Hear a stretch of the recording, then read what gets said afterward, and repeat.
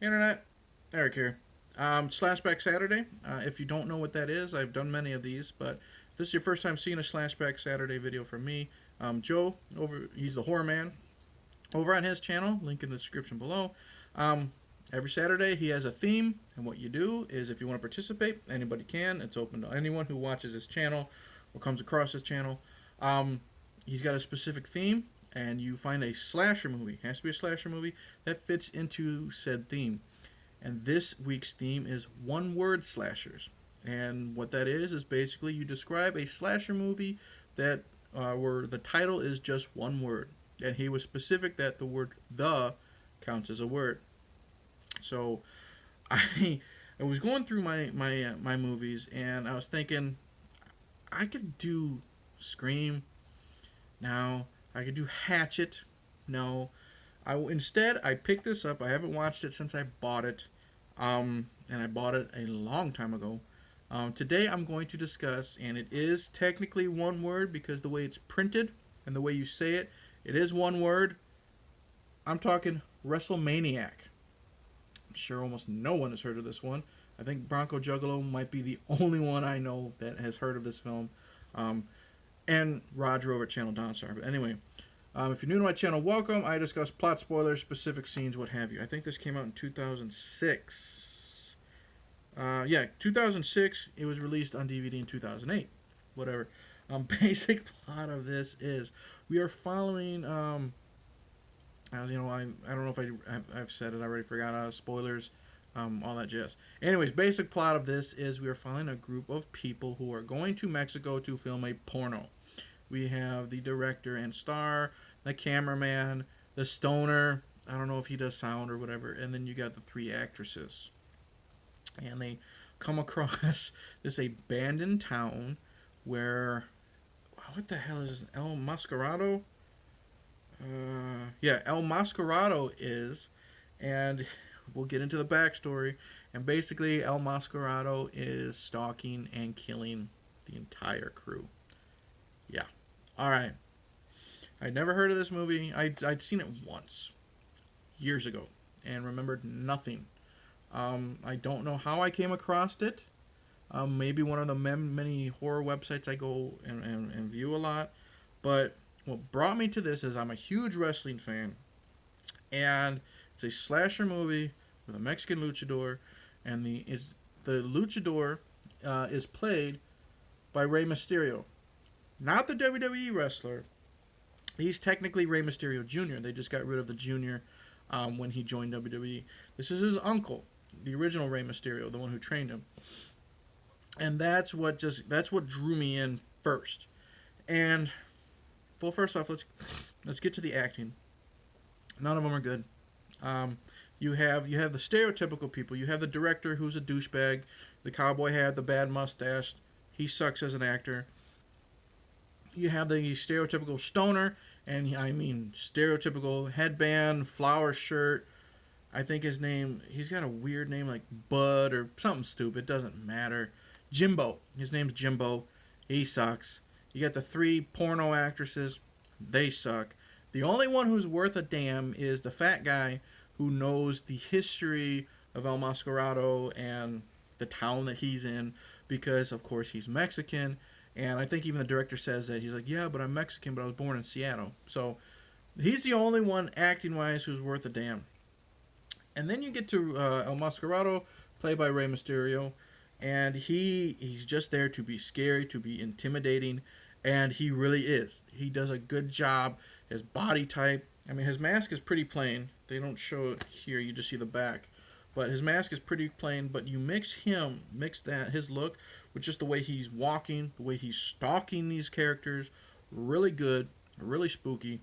The way the camera fixes on him. Like there's one scene where he's stalking, I think it's the final girl, and the final girl is played by Leyla Milani, who is apparently was in the wrestling business. I'd never heard of her. I guess she was in the Diva Search, and then she became a manager independently. Doesn't matter. He's stalking her or the other blonde. I don't know. He's got a metal pipe, and she's inside the building. He's outside the building, and he's just walking down. You got the spotlight on him, so it's real dark and creepy. And he's just dragging the pipe on the outside of the building and making the noise. So that was cool. I liked the El Mascarado character. Um, the backstory is weird. Um, we find out that El Mascarado, first off, is something to do about I think the 1960s Olympics. I don't know. And there's a backstory about how three Mexican wrestlers had disappeared, and then El Mascarado showed up, and they say he was undefeated. He couldn't defeat him, or he was just vicious or whatever. And I think the fat guy says something like how he's putting two and two together, and El Mascarado was created with the body parts of these three wrestlers. I don't know. It's just so absurd. And then there was something about how in the Olympics or in training, I don't know, he ripped the eyeballs out of his opponent.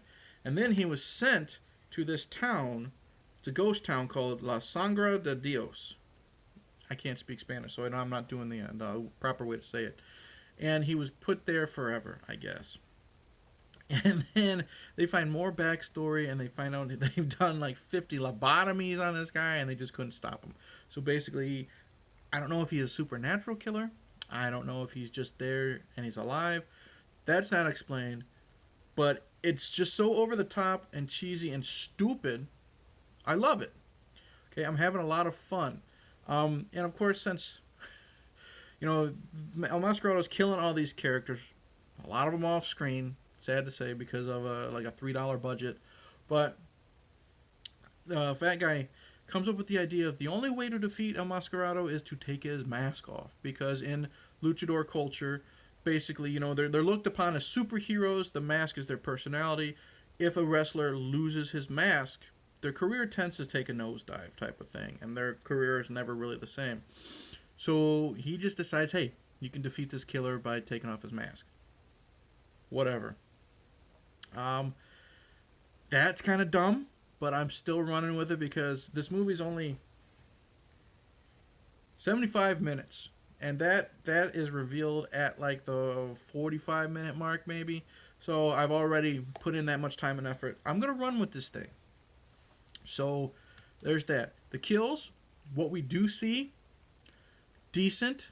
El Mascarado, because of the whole tearing the mask off gimmick, he likes to grab after he's killed the person or he's going to kill them, he likes to dig his hands in their face and pull off the skin of their face.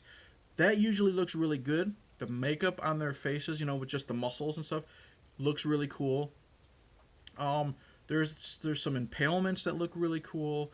Someone gets the director's gonna die. So this was a weird scene, and it also is a cool scene. The director's trying to run away from El Mascarado. El Mascarado impales him on a nail that's sticking out of a door, and the nail goes right into his neck. That's an okay effect, but when they pull him off, you get the blood spurting out, right? That's cool. So you think he's going to die that way. No, he survives for another maybe 3 minutes of El Mascarado throwing him around the room. Really cool stunts. And then El Mascarado takes his face and he bashes him against the stone wall. And he's knocking his teeth out. Really good close-ups. He throws the guy on the ground. He's spitting teeth out. So that's really cool. But you're just wondering, this fucker should be dead 3 minutes ago because of the blood spurting. So I don't know. Maybe they should have reversed it and did the teeth bashing scene first. I don't know. But that aside, it's a really cool scene. Some really good gore. What else? Oh, Erwin Keyes shows up as the stranger who, they meet at a gas station type of thing. He's just there because they probably needed some padding because, like I said, this movie's like 75 minutes. Whenever you need a creepy guy, you get Erwin Keyes. And he's there for like 2 minutes. This director, you can tell, written, directed, and edited by Jesse Baggett. He knows what people like in horror movies. You like blood and guts, gore. You like creepy music, which we get. Creepy sets, which I love the set here. I love the look of the abandoned Mexican ghost town. The look of the two different, like they're in a bar in one scene and in, I think it's an abandoned church in another. That looks good. And you get women in barely any clothing, and that's what you get here. We get the unnecessary nudity, but of course they're filming a porno. We have one blonde who's walking around in her underwear basically for half the movie. We have another scene where a girl, she's wearing booty shorts, and she tries to get out of her car, and her shorts get caught on the door handle, so she runs. Her pants are ripped off, so she's running around in her underwear for the next, like, 10, 15 minutes. Of course, the director, my wife was watching this with me, and we both agreed this director likes unnecessary butt shot scenes, with the camera. I'm not complaining, but it was just kind of distracting. It wasn't like Slumber Party Massacre where it's going to be trash. But just yeah, the director knows what you like. He knows what this movie is, so he throws it all in there and he tries to make it work. Um, I do like the scene where the fat guy pulls out a luchador mask because he meets Erwin Keys, and Erwin Keys jumps out and scares the kids, and he's wearing like a mask, like a luchador mask, and he pulls out his own luchador mask. So by the end of this movie, he's going to fight El Mascarado wearing a luchador mask, and he's getting his ass kicked. He gets his arm broken. El Mascarado jumps off the top rope with a big splash. So for your wrestling fans, you get a little bit of a wrestling match. And then he's shown later with his face ripped off type of thing. So there's a little bit of everything in this movie. Is it good? Fuck no. Is it worth 75 minutes? Yes. What else do you have to do?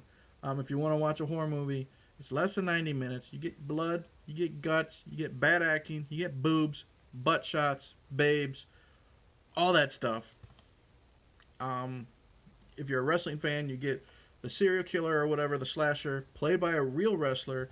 You get a cheesy, stupid wrestling scene. You get a lot of fun in a really bad movie. So do I recommend WrestleManiac?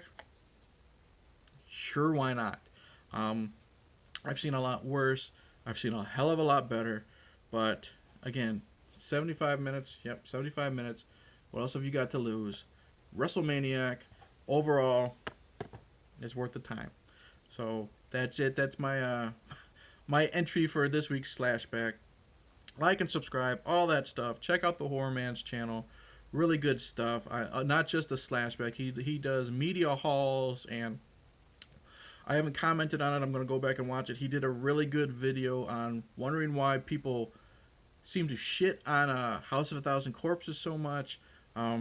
Really well thought out. So, yeah. Check out WrestleManiac. Comment below. Tell me if you've ever seen it. I think Bronco did a review on it, so he's like the only other person I know that has seen this movie. Comment below. Tell me if you've seen it. Like and subscribe. I've already said that. And don't know how to end this, so I'm just going to say cheers.